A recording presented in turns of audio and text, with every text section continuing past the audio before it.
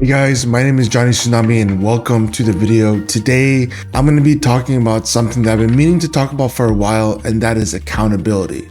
So what is accountability? Simply put, is someone helping you maintain responsibility for your actions. Usually, someone who holds you accountable is a mentor, someone older, someone a little bit more experienced and wiser. And I'm going to talk about two specific people in my life that have helped me grow from holding me accountable. So when I was in my early 20s, I was in the hospital a lot. I was in the psych hospital a lot. And I had a therapist who was also Korean American. I'm Korean American, and he was a male. And he would notice that I would come to the hospital a lot, like once every other month. And I thought it was just because the meds weren't working. Yes, my meds were not working. But his point was I needed to learn and apply coping skills to deal with the fact that I was anxious and depressed. And that if I felt suicidal or homicidal even, I still needed to apply those skills. One of the things that this therapist helped me understand was that I had a lot of anger issues. A lot of the time when I would go to the hospital and have episodes, I'd be violent, I'd be throwing things, I'd be having confrontations with other staff members, and I realized that I couldn't be doing that. And he helped me realize, the therapist helped me realize I needed to learn how to cope with my anger. I distinctly remember while being in therapy, I was expressing to the therapist that I was really angry, I was rageful, I was really frustrated. And he said something really profound. He said, "John, my job as a therapist is to help you identify your emotions. I look at how you're behaving, how you're acting, how I'm reading your body language, and I can't tell that you're angry." And so that made me realize that I had anger issues, because I realized I felt so many things even though it wasn't obvious in my physical appearance. So I really struggled with anger and my coping skills because I was not ready to. I would have confrontations, not altercations, but I would have verbal confrontations with him, and he'd be like, "No, you have to learn how to use your coping skills. You have to learn how to deal with how you feel." And so fast forward to about 4 months ago, whenever I ended up in jail because I had a psychotic episode, I had to learn how to cope with how I felt. I really spent a lot of time utilizing my coping skills, journaling, meditation, listening to music, praying, all these different coping skills to help deal with the fact that I was in a position that I could not change. The therapist helped me realize that I have the ability and I have the skills needed to overcome anxiety, depression, anger using those coping skills. So I just want to say to that therapist, thank you for holding me accountable.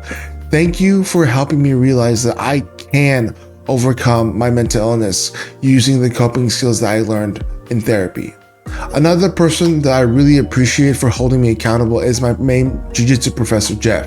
Jeff is a really interesting guy. He is in the National Guard. He's had a pretty robust life. And I remember when I first came to jiu-jitsu, I came because I had a negative experience with the previous gym, and he was very compassionate. He was very compassionate and helped me understand that even though he's a pretty hard man, he cares about people a lot.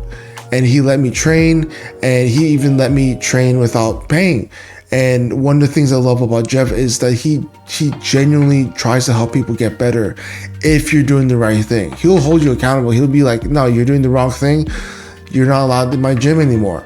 And so one of the things that I was upset about, but also I'm grateful for now, is that whenever I was training all last year, I was in and out of the hospitals constantly. I was probably hospitalized around 15 times in the last year. And Jeff said, "Hey, come to my office. We got to talk about this." And so basically we had a talk, me, Jeff, and some other instructors and mentors that also do jiu-jitsu. It was about 5 or 6 of us. And he was just like, "Hey man, we love you. We care about you, but you can't do jiu-jitsu until you're better." I was crying because I was realizing that nothing was working and I had to work on myself. So I spent the next several months lifting and working on myself, but it wasn't enough. At the end of that period, I ended up attempting suicide, and then this was around the time that I went to jail. Even though I wasn't able to come to jiu-jitsu, I still understood that I can be better without jiu-jitsu. So obviously I'm in a position now where I can't do jiu-jitsu, but I don't plan on quitting BJJ. I still plan on going back to the gym and seeing my friends and everything, but I have to take some time for myself, and that's what Jeff helped me realize. He helped me realize that jiu-jitsu isn't everything. You need a balance in your life, and jiu-jitsu is just a hobby for the majority of people, probably like 90% of people.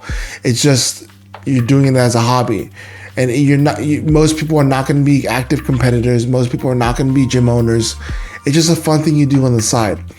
And the fact that I was putting so much of my self-worth into jiu-jitsu was making it toxic for me, and I felt like if I lost the tournament, I was not worthy of doing jiu-jitsu. So having accountability is really important, because you need people in your life that can call you higher, especially people who are older than you, wiser than you, or maybe just see a different aspect of your life that you don't see.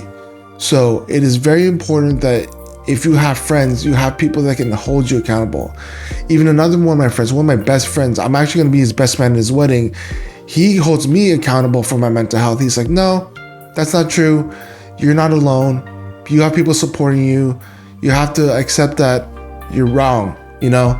And so I have several people in my life that hold me accountable, and it helps me become a better person, because accountability in the long run, even if it's uncomfortable, hearing that feedback makes you a better person. It gives you a better quality of life. So thank y'all for watching the video, guys. I really appreciate y'all. I want to make more content regularly. I'm trying to make the content a little more polished. And so apologies if the editing is not the best, or if things are not perfect with how I'm saying stuff. I'm trying to get better and better and better. So thank you so much for watching the video. I love y'all, and I'll see you later, guys. Peace.